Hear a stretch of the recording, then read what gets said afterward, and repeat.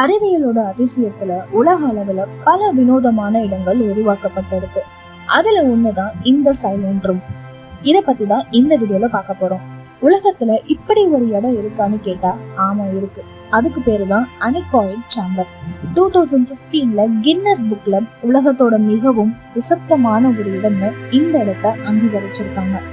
அப்படி இந்த இடம் எங்க இருக்குன்னு கேட்டா அமெரிக்கால ஆர்ஃபில் லெபார்டரிஸ்ன்ற ஒரு இடத்துலதான் வச்சிருக்காங்க. பொதுவா ஒரு மனிதனுடைய காதுகள் சராசரியாக 0 to 130 டெசிபிள் வரை உணரும் திறன் கொண்டதான். டாக்டர்ஸோட அட்வைஸ் படி 70 டெசிபிள் என்ற அளவிற்கு மேல சத்தத்தை கேட்காம இருக்கிறது நல்லதுன்னு சொல்லுவாங்க. ஒரு காய்ந்த இலை கீழே விழும்போது 12 டெசிபிளுக்கும் கொஞ்சம் அதிகமான அளவுல சத்தத்தை ஏற்படுத்துமா. நம்ம மூச்சு விடும்போது கூட 10 டெசிபிள் என்ற அளவுல சத்தத்தை ஏற்படுத்துமா. ஆனா அந்த ரூம்ல எவ்வளவு டெசிபிள் சத்தம் இருக்குன்னு நீங்க கேட்டீங்கன்னா ஷாக் ஆயிடுவீங்க. அந்த ரூம்குள்ள -20.35 டெசிபிள் சத்தம் தான் இருக்குன்னு சயின்டிஸ்ட் சொல்றாங்க. அப்படின்னா நம்ம மூச்சு விடுற சவுண்டு கூட கிளியரா கேட்கும்னு அர்த்தம்.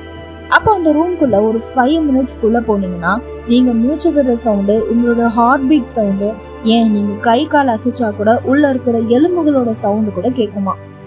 அப்போ இந்த ரூம் எதுக்காக கட்டியிருக்காங்க நீங்க கேட்டீங்கன்னா, நாசா ஆஸ்ட்ரோனட்ஸ்க்கு ட்ரைனிங்காக, ஸ்பேஸ்ல சைலன்ஸ்க்கு ப்ரிப்பேர் பண்றதுக்கும், சயின்டிஸ்ட் ரிசர்ச் பண்றதுக்கு மிஷின்ஸ் எப்படி சவுண்ட் கிரியேட் பண்ணுதுன்னு ஸ்டடி பண்றதுக்காகவும் இந்த ரூமை வச்சிருக்காங்கன்றத சொல்றாங்க.